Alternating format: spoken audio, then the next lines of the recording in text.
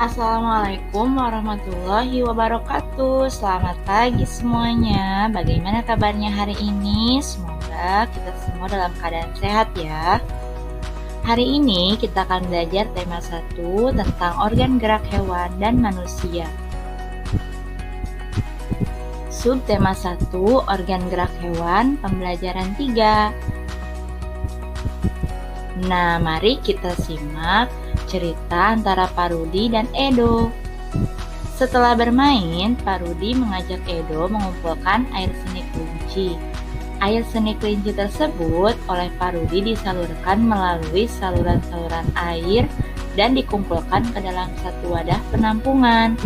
Nah, seperti yang terdapat pada gambar di bawahnya yang bisa kalian amati. Di situ terdapat kandang kelinci dan saluran air seni kelinci yang disalurkan ke dalam satu wadah penampungan. Kira-kira untuk apa ya air seni kelinci itu dikumpulkan Pak Rudi? Ih, bau sekali Pak, kata Edo. Benar Edo, meskipun bau, tetapi air seni kelinci ini sangat baik digunakan sebagai bahan pupuk cair organik untuk tanaman.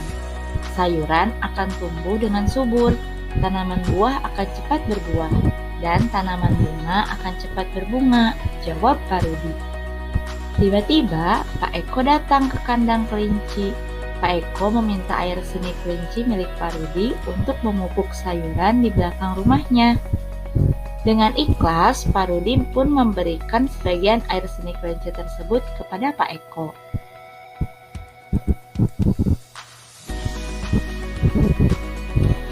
Pak, kenapa air seni kelinci itu diberikan kepada Pak Eko? Kan sayang, Pak, tanya Edo penasaran.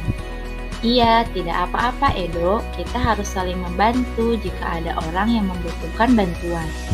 Kita harus secara ikhlas dan sukarela memberikan bantuan karena kita makhluk sosial. Artinya kita tidak dapat hidup sendiri dan membutuhkan bantuan orang lain, jawab Pak Rudi. Dan ingat, saling membantu dan tolong-menolong adalah bentuk dari pengamalan sila Pancasila juga loh, tambah Pak Rudi. Benar sekali Pak, jika tidak salah sila kemanusiaan yang adil dan beradab, kata Edo. Untuk lebih memahami nilai-nilai yang terkandung dalam sila Pancasila, mari kita simak penjelasan berikut ini. Pancasila sebagai dasar negara Indonesia bukan lagi suatu hal yang baru bagi masyarakat Indonesia.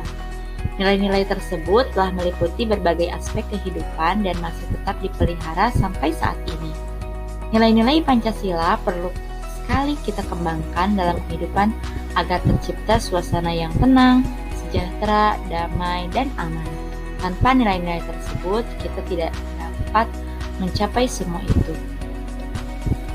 Nah, sekarang mari kita simak nilai yang terkandung dalam sila pertama yang berbunyi ketuhanan yang Maha Esa.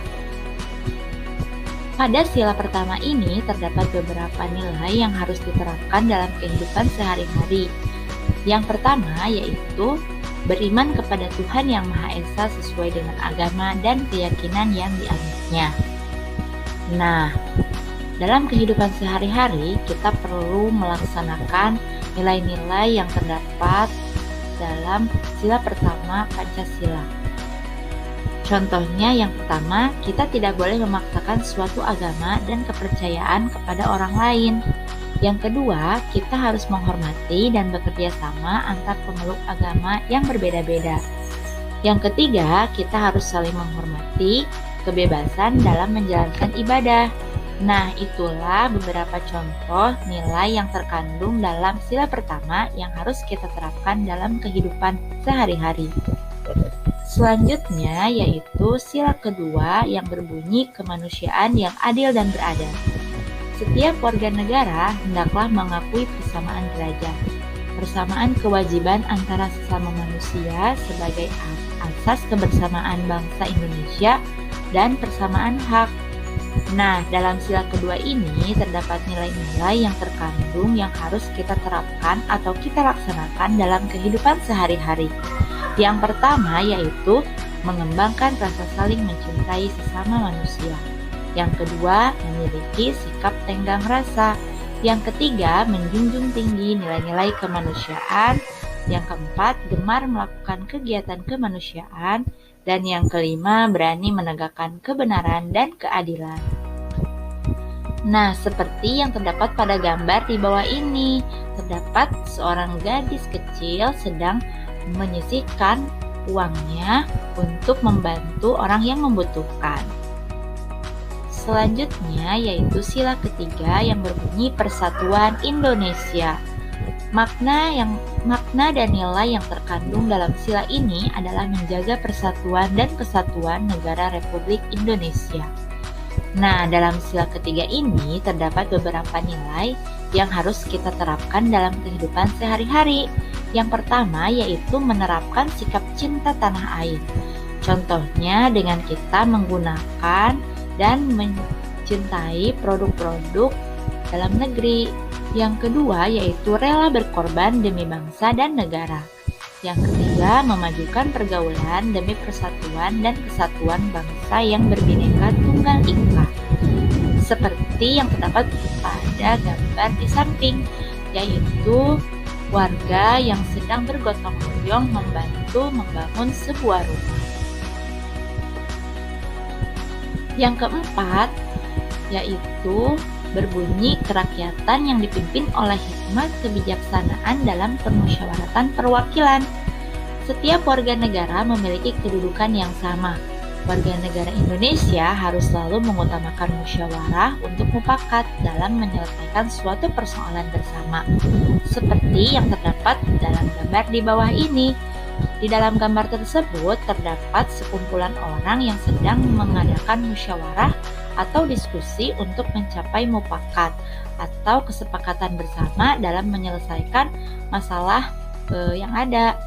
Nah, adapun beberapa nilai yang terkandung dalam sila keempat ini yang harus kita terapkan atau kita amalkan dalam kehidupan sehari-hari. Yang pertama yaitu mengutamakan kepentingan umum di atas kepentingan pribadi dan golongan.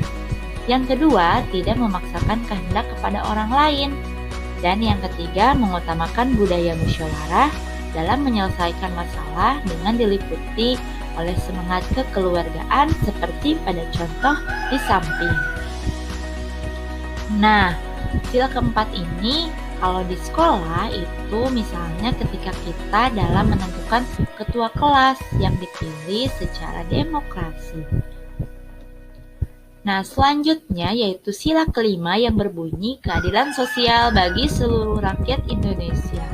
Nah, dalam sila kelima ini juga terdapat beberapa sikap atau beberapa nilai yang harus kita terapkan dalam kehidupan sehari-hari.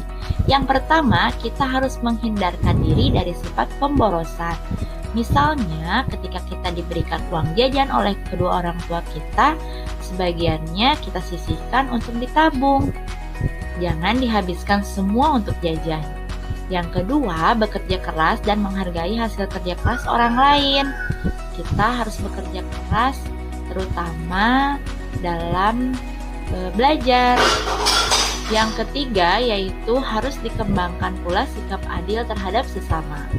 Nah, ketika misalnya kita akan berbagi makanan kepada teman, kita harus membaginya secara adil. Yang keempat yaitu menghormati hak orang lain serta menolong dan menghargai orang lain. Nah, kita harus selalu menghormati apa yang menjadi hak orang lain. Selain itu, kita juga harus menolong orang lain. Misalnya, kita harus menolong teman yang sedang mengalami kesulitan. Dan kita juga harus selalu menghargai orang lain. Nah, terima kasih. Sekian pemaparan hari ini. Semoga semuanya tetap semangat dan jagalah kesehatan. Jangan lupa terapkan 3M. Memakai masker, mencuci tangan menggunakan sabun di air mengalir, dan selalu menjaga jarak. Wassalamualaikum warahmatullahi wabarakatuh.